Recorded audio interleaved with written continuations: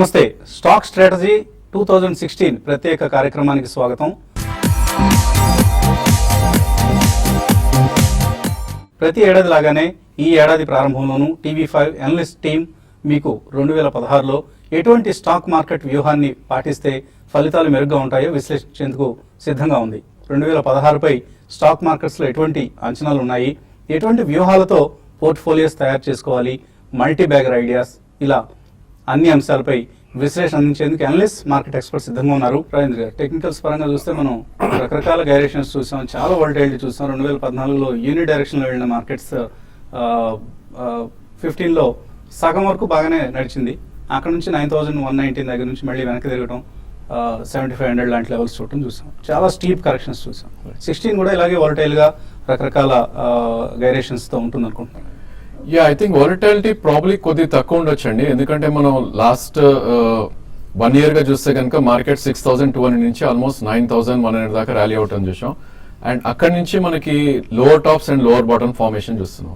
Only thing ఏంటంటే మనకి 9th month లో లో అయితే ఉందో 7539 ప్రాబ్లీ అక్కడ డబల్ బాటమ్ ఫార్మేషన్ రావటం చూసాం. సో ఇక్కడ నుంచి మేబీ ఒక సపోర్ట్ తీసుకుని 8200 అండ్ 8300 దాకా వెళ్ళే ఛాన్స్ ఉంది. బట్ ఓన్లీ థింగ్ ఏంటంటే 7539 కింద క్లోజ్ అవుతాయి కనుక at least for couple of days, maybe 2-3 days కనుక క్లోజ్ అవుతాయి. ఐ థింక్ మనకి 2014లో ఏదైతే 6th month లో ఏదైతే చూసామో మనం 7118 అది కూడా రావడానికి డెఫినెట్లీ ఛాన్స్ ఉంది. సో ప్రాబ్లీ వోలటాలిటీ అనేది మేబీ ఇక్కడ నుంచి మనం 7-8% గా ట్రీట్ చేయొచ్చు.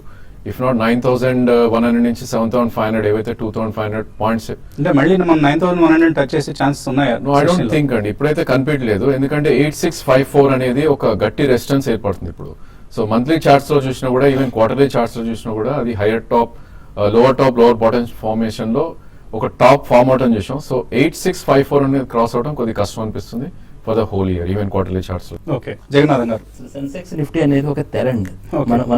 మనం కళ్ళకు పెట్టుకుని ఒక అడ్డం పెట్టుకుని ఒక తెర. యాక్చువల్లీ రోజువారీ మనం ఒక నెంబరు చూసుకోవడానికి వీలుగా ఉండే ఒక పరికరమే కానీ దానికి పెద్ద మనం అంత వెయిటేజ్ ఇవ్వాలనేది అసలు ఫస్ట్ క్వశ్చన్. ఎందుకంటే యాక్షన్ మొత్తం దాని వెనకమాలే జరుగుతూ ఉంటుంది. ఎందుకంటే అసలు సెన్సెక్స్ నిఫ్టీలో భాగంగా చాలా కంపెనీలు, చాలా అంశాలే అసలు యాక్చువల్ గా వెల్త్ క్రియేషన్ కి హెల్ప్ అయ్యే అంశాలు అంతే. సో కాబట్టి అది 8650 9650 అనేది ఒక నిమిషం పక్కన పెడితే, for example last year SMS Pharma has produced 228%, the best performance of the year.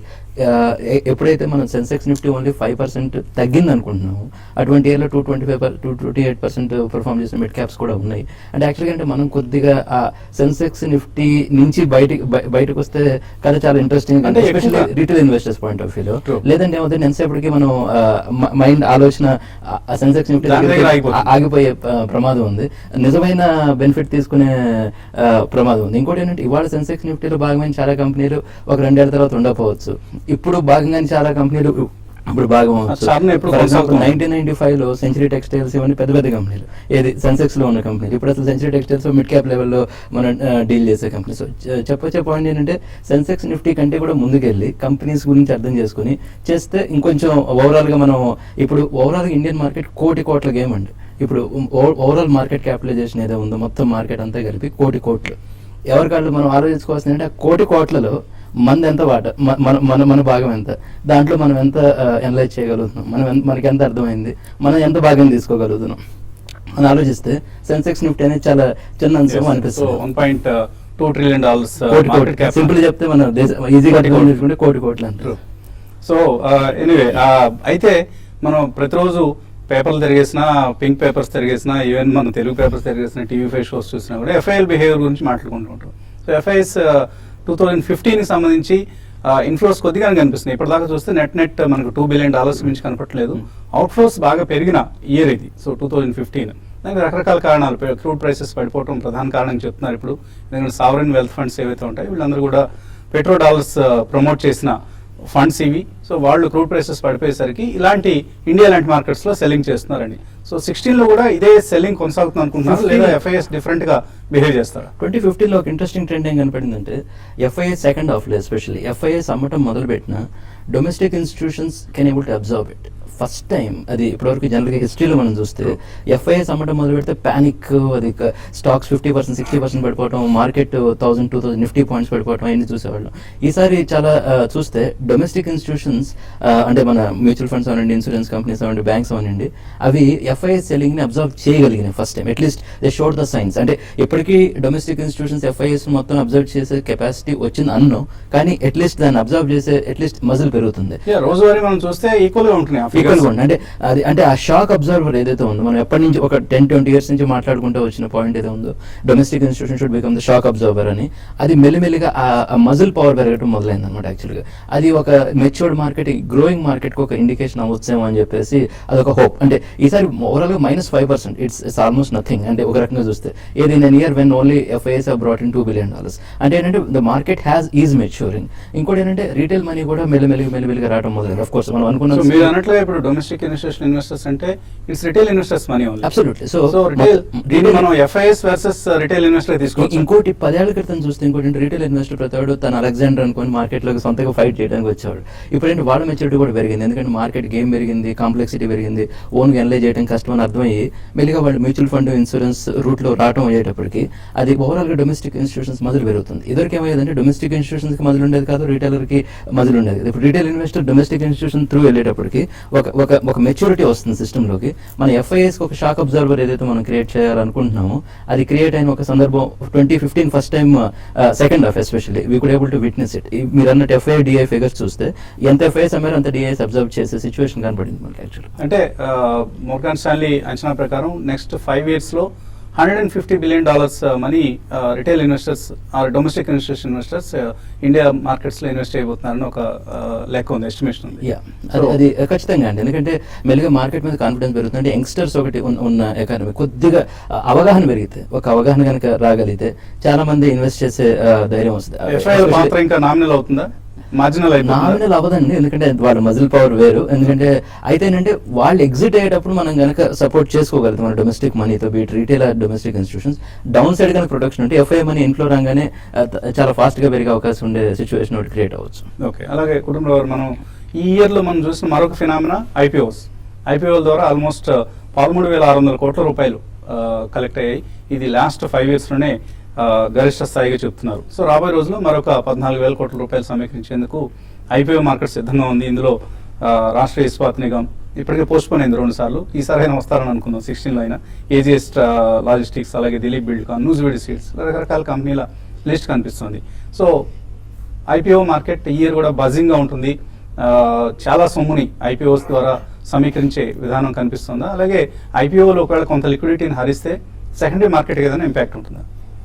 లిక్విడిటీని అబ్జార్బ్ చేస్తుంది అని చెప్పేసి అయితే అనుకున్నాను ఐపీఓస్. ఎందుకంటే మనం ఈ సంవత్సరం ఇలాంటి అన్సర్టెన్ టైమ్స్లో కూడా మనం చూసాం, దాదాపు 13,000 కోట్ల పైన ఐపీఓ. ఇదైతే రీటైల్ ఇన్వెస్టర్స్ చాలా తక్కువ సబ్స్క్రిప్షన్ ఇచ్చారు.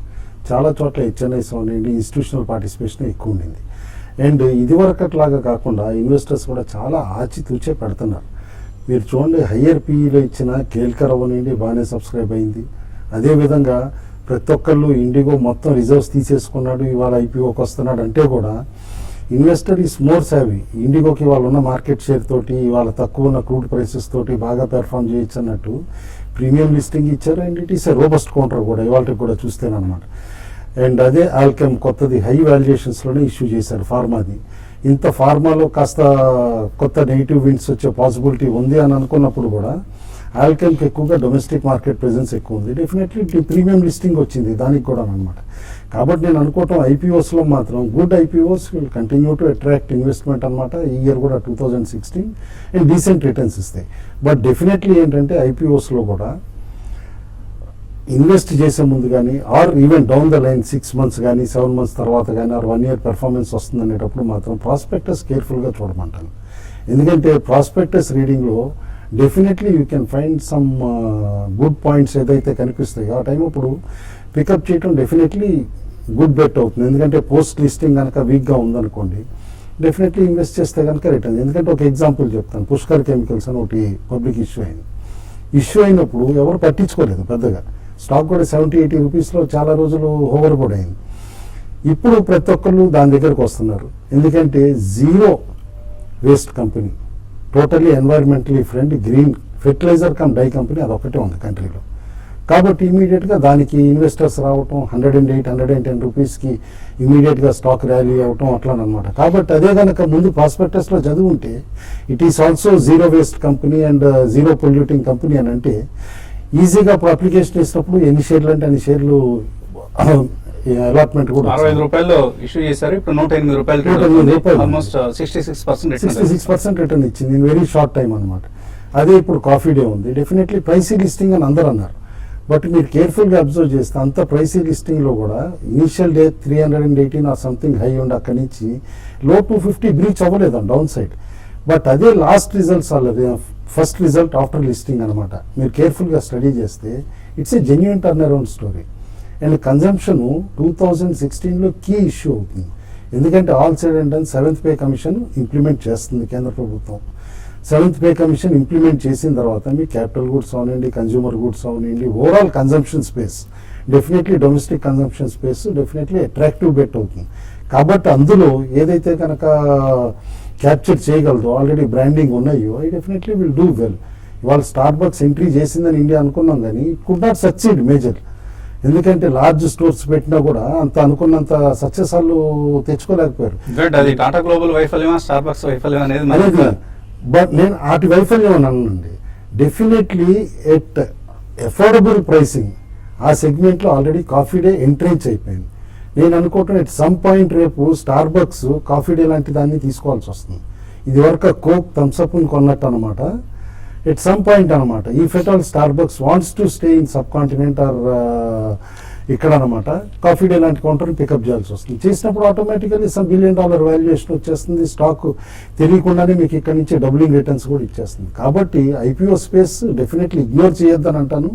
ఎందుకంటే ఈ టైం అప్పుడు కాంపిటీషన్ తక్కువ ఉంది రీటైలర్స్కి. That is the biggest advantage. ఇదివరకు మనం చూసాం వేస్తే 1 out of 20 కానీ 1 out of 30 కానీ అప్లికేషన్స్ రాదు, వచ్చినా కూడా మనం 100 షేర్స్కి పెడితే 5 షేర్స్ 6 షేర్స్ అలాట్మెంట్ రావడం అట్లా చూస్తున్నాం. బట్ డెఫినెట్లీ ఇప్పుడు రీటైల్ ఇన్వెస్టర్ అనమాట except heavily over subscribe like definitely 3 to 4 times decent allotment 44 times over subscribe అయింది overall issue. But retail portion only 4 to 5 times decent allotment వచ్చేస్తాను. అందుకని చెప్పేసి కేర్ఫుల్ గా అప్లై చేస్తే మంచి రిటర్న్స్ వస్తాయని అంటారు. స్టాక్ స్ట్రాటజీ 2016లో ఇప్పుడు ఒక చిన్న బ్రేక్ తీస్తున్నాం.